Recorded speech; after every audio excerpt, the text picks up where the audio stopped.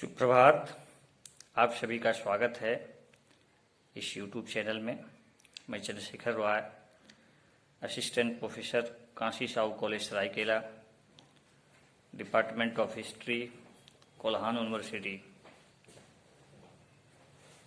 प्यारे विद्यार्थी जी, आज विवेकानंद जी की जयंती है और उनकी जयंती को ध्यान में रखते हुए आज हम एक विवेकानंद जी पर वीडियो बनाने का प्रयास कर रहा हूँ। जैसा कि आपको पता है, विश्व युवा दिवस उनकी जयंती को मनाया जाता है।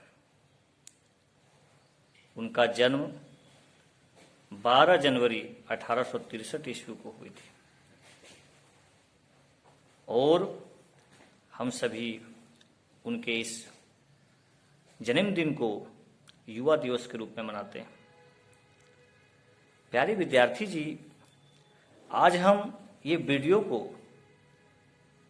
आपको उनकी जीवनी के बारे में बताने के लिए नहीं बना रहा हूं, बल्कि इस वीडियो को बनाने का सिर्फ मेरा उद्देश्य यह है कि हम लोग विवेकानंद जी के जीवन से, उनकी शिक्षाओं से क्या कुछ सीख सकते हैं, क्या कुछ प्रेरणा ले सकते हैं, जिनका उपयोग हम अपने जीवन में आगे बढ़ने के लिए कर सकते हैं।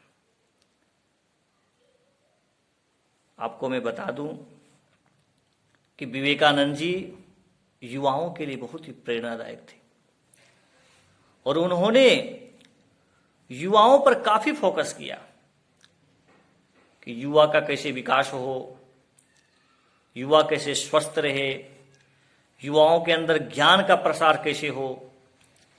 साथ ही साथ केवल युवाओं नहीं, बल्कि महिलाओं का कैसे उत्थान हो, महिलाओं का कैसे आर्थिक विकास हो, उनको कैसे आगे बढ़ाया जाए, उन पर भी उनका विशेष फोकस था। प्यारे मित्रों, आपको ये जानकर बहुत खुशी होगी कि विवेकानंद जी को अपने देश से बहुत प्रेम था। वो अपने देश को विश्व गुरु बनाना चाहते थे, विश्व गुरु के रूप में देखना चाहते थे विवेकानंद जी। और वो कहा करते थे कि भारत एक दिन फिर अपने अतीत से आगे निकल जाएगा। देखिए, कोई महापुरुष इस तरह का बात बोले, और उस समय बोले जब हम जो है सो परतंत्र थे, है नहीं, अंग्रेजों का शासन था। लेकिन उस समय वो स्वप्न देख रहे हैं कि भारत एक दिन अपने अतीत को पीछे छोड़ करके आगे निकल जाएगा। प्यारे विद्यार्थी जी, ये वो क्यों बोल रहे थे? क्योंकि भारत वही भारत है जहां पर राम, कृष्ण, हनुमान जैसे महापुरुष, जैसे देवता जन्म लिए हैं, ऋषि महात्माओं, तपोभूमि है, तपस्वी महात्मा, ये सब का भूमि भारत है। उनको लगता था कि निश्चित रूप से अभी हमारे समाज में, अभी हमारे देश में कई बुराइयां हैं, लेकिन प्रयासों के माध्यम से यदि हम प्रयास करें तो इन बुराइयों को हम दूर हटा करके आगे निकल सकते हैं।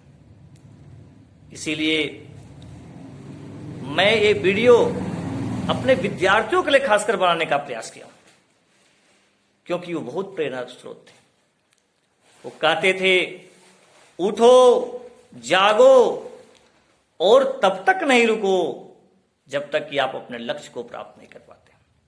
आपका भी गोल होगा कि हमें कुछ बनना है, कुछ आगे चल करके ए पोस्ट पर जाना है, लेकिन आपने गोल तो बना लिया कि मुझे आईएएस बनना है, मुझे साइंटिस्ट बनना है, लेकिन सबसे बड़ा डिमेरिट क्या होता है कि हम अपने लक्ष्य को पकड़ नहीं पाते हैं, लक्ष्य के प्रति डेडिकेटेड नहीं होते हैं।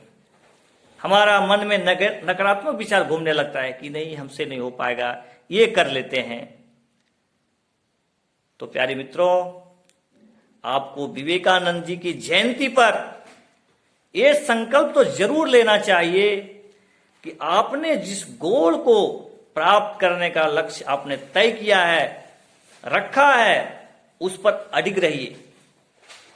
बाधाएं आ सकती है, मैं इसको नहीं बोलूंगा कि बाधाएं नहीं आएगी, बाधाएं आएगी, कठिनाइयों का सामना करना पड़ेगा।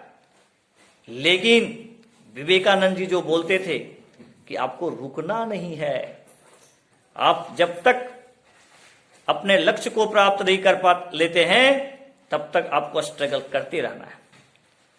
तो इस जयंती पर आप यदि कुछ विवेकानंद जी को दे सकते हैं तो मुझे लगता है कि आप ये जरूर अपने आज संकल्प ले लीजिए कि मुझे ये बनना है तो बनना है। ठीक है, आत्मविश्वास जरूरी है, सेल्फ कॉन्फिडेंस जरूरी होता है किसी कार्य को करने के लिए। यदि हम आत्मविश्वासी बन जाएं, अपने लक्ष्य के प्रति डेडिकेट रहें, तो कोई भी लक्ष्य, दुनिया में कोई भी लक्ष्य ऐसा नहीं है जो आप प्राप्त नहीं कर पाते। इसीलिए युवाओं को प्रेरणा स्रोत थे। इसलिए मुझे लगा कि उनकी जयंती के इस पावन अवसर पर मैं आपके लिए संक्षिप्त वीडियो डालूं। मैं उनकी जीवनी पर फोकस नहीं करूंगा, लेकिन मैं इतना तो जरूर कहूंगा कि उनको भी अपने जीवन में बहुत संघर्ष करना पड़ा। वैसे वो महापुरुष नहीं बन गए, वैसे वो आज युवाओं का प्रेरणा स्रोत नहीं बन गए। मैं आपको बताऊं कि देखिए उनको अपने परिवार का कितना फिक्र था। जब उनके पिताजी का देहांत हो गया तो आर्थिक स्थिति चरमरा गई। कभी कभी ऐसा भी होता था कि उनको भूखे सोना पड़ता था। वो जानते थे, कभी कभी तो अपने घरों में बोलते थे कि मुझे कहीं से निमंत्रण आया है, मुझे खाना खाने जाना है। इसलिए कहते थे ताकि वो जो भोजन बने हैं उनके परिवार को भोजन मिल सके। यदि वो भी खाएंगे तो कहीं न किसी को कमी हो जाएगी। देखिए हमारे महापुरुष, लेकिन वो अपने परिवार को भूखे नहीं रखना चाहते थे, अपने खुद कई दिन तक भूखा रहते थे। तो संत थे, महात्मा थे, तपस्वी थे। जब उनको अपने गुरु रामकृष्ण परमहंस से एक ज्ञान प्राप्त हो गया कि ईश्वर हैं, वो ईश्वर को देखे हैं, तो अध्यात्म की ओर उनका झुकाव हो गया। और जब से वो अध्यात्म हो गए तब से उनके अंदर एक अलग सी आत्मविश्वास जाग गई, कॉन्फिडेंस जाग गया। प्यारे मित्रों, वो केवल विद्यार्थियों के लिए प्रेरणा नहीं थी, स्त्रियों के लिए प्रेरणा स्रोत नहीं थी, बल्कि हर एक चीजों पर उनका ध्यान था कि भारत हमारा फिर से कैसे धर्मगुरु बनेगा, कैसे शिखर पर चढ़ेगा। उनके लिए वो काफी चिंतित रहते थे और उनको विश्वास था कि एक न एक दिन भारत फिर से ऊपर उठेगा। प्यारे विद्यार्थी जी, निश्चित रूप से वर्तमान समय में भी भारत आगे बढ़ रहा है, नाम कर रहे हैं। अभी जो वर्तमान में प्रधानमंत्री नरेंद्र मोदी जी हैं, कई तरह के स्टेप्स ले रहे हैं जिनकी विश्व में उनको सम्मान मिल रहा है, भारत का नाम हो रहा है। विवेकानंद जी, यदि महिलाओं के विषय में हम देखें तो महिलाओं की स्थिति पर वो काफी चिंतित थे। वो चाहते थे कि भारत जैसा पवित्र भूमि पर महिलाओं का सम्मान मिलना चाहिए, क्योंकि जहां महिलाओं का सम्मान मिलता है वहीं लक्ष्मी जी की वास होती है। इसीलिए यदि भारत को सुखी, समृद्धशाली और एक अच्छा देश बनना है तो महिलाओं को आगे उठाना पड़ेगा, उनको सम्मान देना पड़ेगा। उनके साथ वर्तमान समय जो अन्याय हो रहे हैं, कई तरह की बुराइयां हैं, कई तरह के अंधविश्वास हैं, उनसे उनको बचाना पड़ेगा। और इसका माध्यम क्या हो सकता था? विवेकानंद जी उस समय भी बोलते थे कि यदि हम सारी बुराइयों को समाप्त करना चाहते हैं, उसका एक ही उपाय है, वो है शिक्षा, एजुकेशन। यदि हम उनको शिक्षित करेंगे तो सब तरह की समस्या से हम निदान पा सकते हैं। इसीलिए महिलाओं की शिक्षा के प्रति भी वो काफी उस समय चिंतित थे और इसके लिए प्रयास भी किए। सिस्टर निवेदिता का नाम आप सुने होंगे, जिन्होंने भारत में महिलाओं की शिक्षा के लिए कई तरह के कार्य किए। कई तरह के स्कूल, महिला स्कूल निर्माण हुआ, कॉलेज का निर्माण हुआ, और यही नहीं, मानव कल्याण के लिए भी बहुत काम किए। जब प्लेग का रोग फैला था बंगाल में, सिस्टर निवेदिता जो है सो बढ़ चढ़कर हिस्सा लिए थे और वो कई तरह के सेवा किए, सेवा भाव किए सिस्टर निवेदिता। और कई तरह के वैज्ञानिकों को भी उन्होंने सपोर्ट किया। जगदीश चंद्र बसु का नाम आप जानते होंगे, वैज्ञानिक थे। कई तरह का सहयोग जो है सिस्टर निवेदिता उनको किए। तो प्यारे विद्यार्थी जी, विवेकानंद जी को इतना कम समय में उनके सिद्धांतों, उनके विचारों को समझना कोई साधारण चीज नहीं है। लेकिन हम लोग साधारण ढंग से भी उनके कुछ विचारों को समझने का प्रयास करें तो हम लोग बहुत आगे निकल सकते हैं। महिलाओं को तो वो आगे बढ़ाने का जो नींव डाले, उनका प्रत्यक्ष हम देख सकते हैं। आज आप किसी भी फील्ड ले लीजिए, चाहे वो शिक्षा का क्षेत्र हो, चाहे वो प्रशासनिक क्षेत्र हो, चाहे वो मेडिकल का क्षेत्र हो, चाहे वो साइंटिस्ट क्षेत्र हो, हर जगह हमारी महिलाएं आगे बढ़ रही है। सिविल सेवा को ले लीजिए, आज महिलाएं टॉप कर रही है। मेडिकल को ले लीजिए, महिलाएं टॉप कर रही है। उनका बीज विवेकानंद जी दे दिए थे।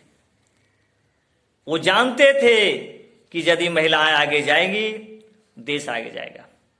वो पीछे रह जाएंगे, देश आगे नहीं बढ़ सकता है। इसीलिए उनका जो प्रयास था ना, आज मुझे देखने को मिलता है। आप देख सकते हैं, आप कई सेक्टरों में देख लीजिए, आज महिलाओं में शिक्षा के प्रति एक नई जागृति मिलता है, वो आगे बढ़ रहे हैं। तो ये विवेकानंद जी का योगदान है। यदि हम बात करें गरीबी, बेरोजगारी, इस तरह की समस्या हमारा देश ग्रसित है। गरीबों के प्रति भी उनकी लगाव था, क्योंकि वो खुद झेल चुके थे गरीबी। जब कोई व्यक्ति भूखा सोएगा, वो अन्न का महत्व नहीं समझ सकता है, बताइए। वो तो जानेगा कि अन्न होना चाहिए, यदि अन्न होता तो हम भूखे नहीं रहते। इसीलिए उनको लगता था कि जो पिछड़े हैं, जो असहाय हैं, जो गरीब है, जिनको भोजन नहीं मिल रहा है, सही मायने में सेवा यदि कहा जाए तो उसकी सेवा ही सबसे बड़ी सेवा है। इसीलिए वे गरीबों के उत्थान की बात करते थे, पिछड़ों के उत्थान की बात करते थे, असहाय को मदद करने की बात करते थे। और इसी को ध्यान में रखते हुए रामकृष्ण मिशन की स्थापना हुई, और जिसको वर्तमान में हम लोग देख सकते हैं कि रामकृष्ण मिशन जो ट्रस्ट है, जगह जगह पर वो क्या काम कर रहे हैं, जन कल्याण के लिए कार्य कर रहे हैं, देश को सहयोग कर रहे हैं। चाहे बाढ़ हो, भूकंप हो, कई तरह की आपदा है, वे बढ़ चढ़कर हिस्सा लेते हैं।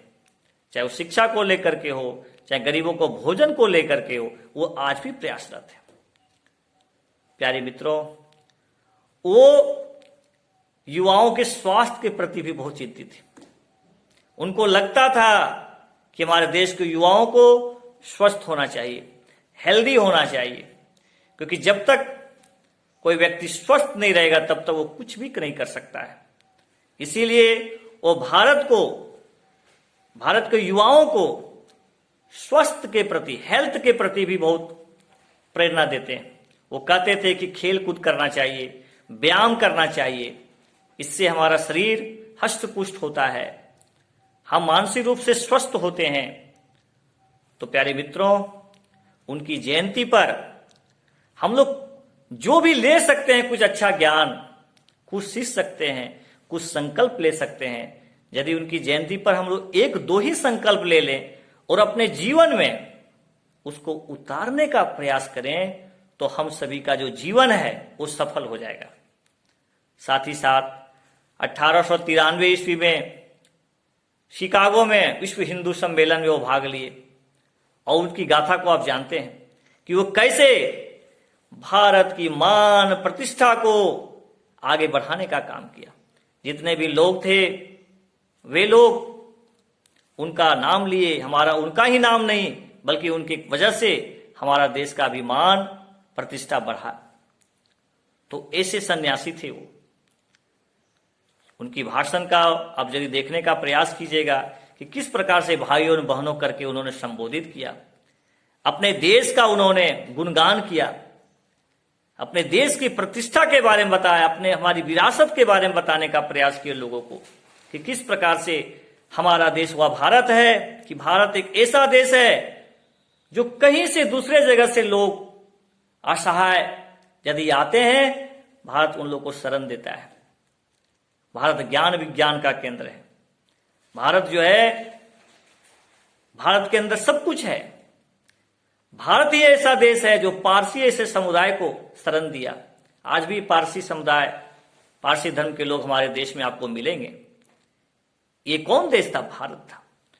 तो भारत शुरू से ही सहयोगी प्रवृत्ति वाला देश रहा है। वो एक दूसरे को सहयोग करने का प्रयास किया है। तो उनको उस समय बहुत गर्व फील हो रहा था कि मैं एक ऐसे देश का हूं जो देश हमेशा दूसरों को प्रेरित करता रहा है, दूसरों को मदद करता रहा है। इसलिए हमें एक भारतीय होने पर गर्व है।